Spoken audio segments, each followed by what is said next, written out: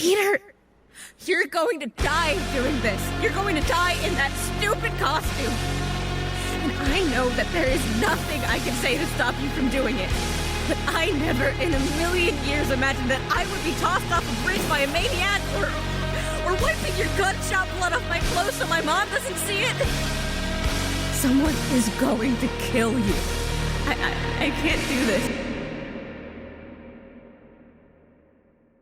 On se retrouve pour une séance, ma foi, fort intéressante. Je sais que je dis ça très souvent. En fait, c'est vrai à chaque fois. On a un mouvement sur lequel ça a été exceptionnel, un mouvement sur lequel ça a été ok, et un autre mouvement où ça a été bien. En vrai, si je fais pas les grilles, ça a été bien. On va d'abord commencer du coup par l'exercice, par le mouvement qui finalement a été ok, ça perd, mais ok. Puisque on va parler du squat bar basse. Et on a quand même des choses intéressantes, mais pas autant que ce que je voudrais, parce qu'on veut toujours plus en fait. C'est ça le truc. On reste quand même sur des très bonnes perfs.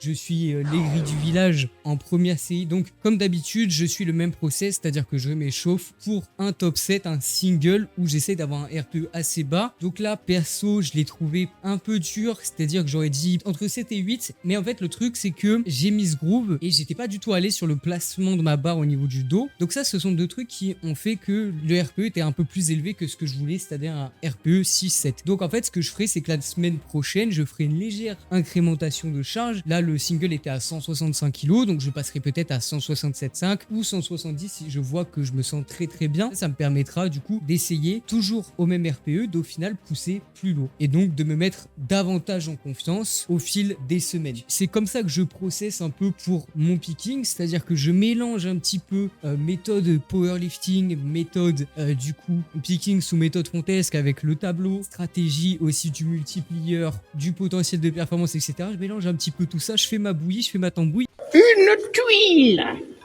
Et je vois ce que ça donne avec cette expérimentation au global. Pour l'instant, ça a l'air de plutôt bien marcher. Après, je me sens quand même pas mal fatigué. On verra bien comment ça évoluera. Mais du coup, en première série, on a un petit 155 kg x 5. Une bonne prise de données, un petit PR plus 5 kg sur le 5 RM. Est-ce que je suis grumpy pour rien quand je dis que je ne perfe pas au squat? Peut-être. En deuxième série, on a un 148 kg x 6 avec probablement une rep en réserve, mais c'est jamais qu'un PR plus 500 grammes. En vrai, pour moi, il y avait une rep en réserve. Donc, si jamais il y avait une rep en réserve, ça voudrait dire que ça aurait été un PR plus 5,5 kg, plus ou moins. Donc, ça aurait été vraiment bien aussi. Donc, en fait, je suis un peu le cul entre deux chaises. Mais pourquoi est-ce que j'ai pas voulu tenter la dernière? Parce qu'en fait, la première série, elle m'avait vraiment beaucoup taxé d'énergie. Et en fait, je me suis dit, mais putain, mec, tu as quand même du deadlift à la fin, tu vois. Le squat, il m'atomise la gueule.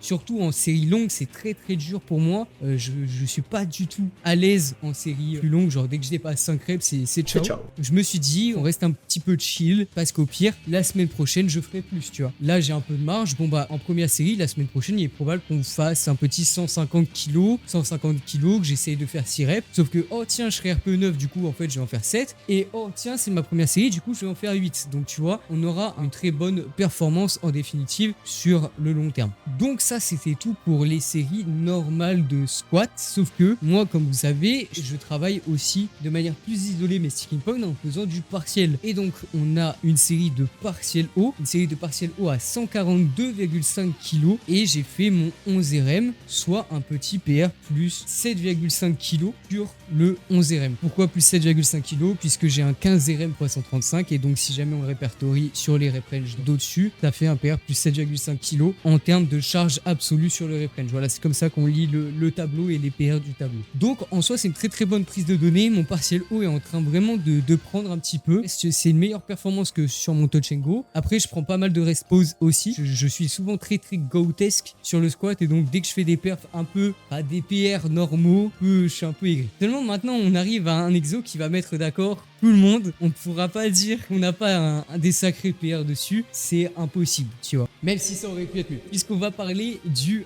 bench. Je ne sais pas ce qui s'est passé. Je ne sais pas dans quel monde est-ce que cette dinguerie est apparue. Puisque, même schéma, je monte la warm-up, un single à 105 kg pour essayer d'avoir un petit peu de marge, être assez chill. Et donc à 105 kg, voilà, je fais ma répétition classique en posé 3 CT. Et ensuite, je charge 100 kg. Mon objectif était donc de faire minimum 5 répétitions. Et j'avoue que ce que je voulais, moi, c'était en faire 6. Allez, 7 dans le meilleur des mondes, mais ça me paraissait improbable puisque j'avais fait du coup mon 6 RM à 98 kg il y a 4 jours. Et donc là, 4 jours plus tard, je mets 100 kg et je fais mon 8 RM. Soit un PR plus 10 kg sur le 8 RM. Ça déglingué du coup le 6 RM d'il y a 4 jours. Ça laisse du coup une autoroute vraiment pour les autres replays. Bon, globalement, là, ça a été au-delà de mes attentes, donc c'est vraiment exceptionnel. Après, là où je dis que ça aurait été un peu mieux, c'est parce que la pause, là, je la trouve en globalité un peu trop courte. J'aurais tendance à dire que c'est un peu plus du 2CT que du 3CT, donc j'éviterai de faire des trop gros gaps au niveau du poids, enfin, autour de ce rep range-là. Mais d'un autre sens, je me dis qu'à 100% de mes capacités, j'aurais aussi réussi à en faire 8. Pourquoi? J'ai mis ce groove mes dernières répétitions, en tout cas mon épaule s'est désancrée, donc j'avais plus le même groove, etc.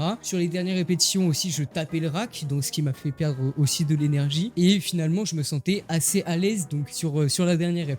Donc, c'est pour ça que je me la valide en 3CT, parce que à mon sens, j'aurais pu quand même faire un petit 3CT avec. Je tiens à préciser par honnêteté intellectuelle. En voyant que j'avais fait 8 reps, je me suis dit non, moi je veux faire mon 5 RM. Et du coup, j'ai mis 103 kg et à 103 kg, cette fois-ci, j'ai réussi à faire mon 5 RM et ça constitue du coup un petit PR plus 5 kg sur le 5 RM en l'espace de 4 jours. Et du coup, ça permet de remplir une très bonne case aussi. Et finalement, le tableau bouge très bien. Durant la prochaine séance, potentiellement un 110 kg en doublé, si possible même en triplé, mais à voir, que je sais pas si j'aurai de spotter ou non en fait. Donc voilà, le risque sera mesuré en fonction de si j'ai un spotter ou non. En deuxième série, pourquoi pas un 105, ou en première série du coup si j'ai pas de spotter, et ensuite faire un petit 100,25, tu vois, histoire d'avoir vraiment de la marge, ou alors carrément un petit 90 kg et tomber un peu plus dans du volume, puisqu'au final ça sera pas très grave non plus. Mais donc voilà, on a des très bonnes performances. Et en dernière série, on a aussi une très bonne performance puisqu'on a un PR plus 11 kg sur le 12 RM avec un 86 kg x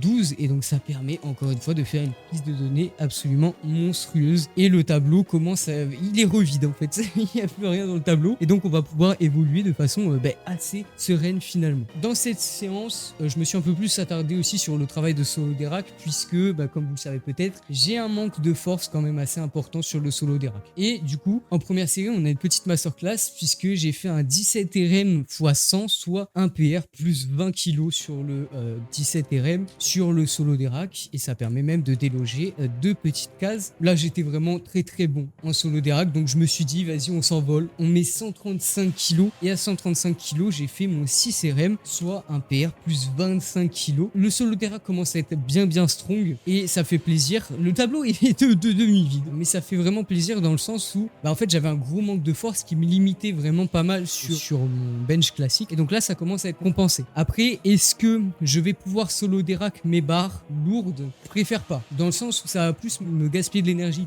qu'autre chose. Même si on me déraque comme un mongol, en fait, ça me permet de surtout délester du poids, et au final d'être plus à l'aise sur mon déraque. On arrive déjà au sumo deadlift. Sumo deadlift qui du coup a été un petit peu bien mais sans plus. Vous allez comprendre assez vite pourquoi. Donc, idem, même stratégie, un petit single qui m'a mis vraiment très en confiance, puisque j'ai fait une 180 kg RPE 5, mec, honnêtement. Et donc, de base, je voulais tenter un 177,5 en première série, après celle-là. Donc, vraiment assez proche, parce que je tâtonnais sur mon single, tu vois, je voulais vraiment commencer très bas mon single pour voir un peu ce que ça donnait. Donc là, je vais pouvoir faire une grosse incrémentation de charge, genre 187,5, 190 prochaine semaine, sauf si je me sens vraiment mal, évidemment, on reste flexible. Sur ça, on est vraiment très bien. Et du coup, je me suis dit, attends, t'as vu la 180, je laisse 180 et je fais du coup ma première série de travail. Et en fait, je m'attendais honnêtement à pulvériser ce 173,5, et ça n'a pas été le cas. Ça n'a pas été le cas, et j'ai fait uniquement un 180 kg x 5, soit juste un PR plus 6,5 kg sur le 5 RM. Ça reste quand même en dessous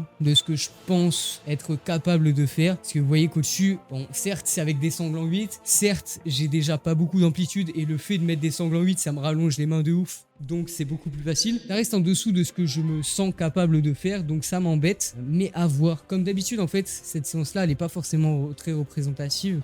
À voir tout simplement ce qui se passera dans les prochaines séances. Pour l'instant, je reste assez mitigé, disons, même si c'est une meilleure prise prise de données que la 173,5 d'il y a 4 jours. Et ensuite en deuxième série, on a une bonne perf, même si c'est pas un gros perf, c'est une bonne perf parce que tout simplement j'étais content de cette perf là, je n'ai pas d'autres explications et j'ai fait un 168 kg x 10 pour un petit perf plus 500 grammes assez tranquillement. Pareil, c'est pas incroyable mais ça reste quand même nettement supérieur au 173,5, tu vois. Le 173,5 en vrai j'aurais dû en faire 8 plus ou moins, j'aurais pas dû en faire que 6. Donc je me dis que ça y est, je récupère un petit peu mon groove, ma technique, mon aisance technique. Enfin j'essaye d'être moins proche de la barre parce que je me sens mieux comme ça après avoir essayé. J'ai tenté de me mettre encore plus loin mais là je suis pas bien, donc je fais un genre de mix des deux entre un peu beaucoup de proximité mais pas trop quand même, et je me sens globalement très bien et je me sens encore mieux quand je regarde un peu plus haut. Bon, je regarde très haut. Et finalement en dernière série on a un petit PR plus 3 kg avec un 163 kg x 15 en partiel bas, et donc voilà, ça permet quand même d'avoir des perfs bien plus intéressantes. Le 165 était assez ridicule il y a 4 jours puisque là avec 2 kg de moins je fais limite 2 fois plus de reps. Bon, au bout d'un moment il faut arrêter les bêtises. Et bien voilà, c'était à peu près tout pour ce récap. Comme d'habitude, si jamais vous avez des questions, n'hésitez pas, l'espace commentaire est fait pour ça. Mes DM sur Instagram sont ouverts si vous avez des questions ou si vous souhaitez qu'on travaille ensemble. Merci à tous les donateurs de la chaîne. Sur ce, c'était Seiki.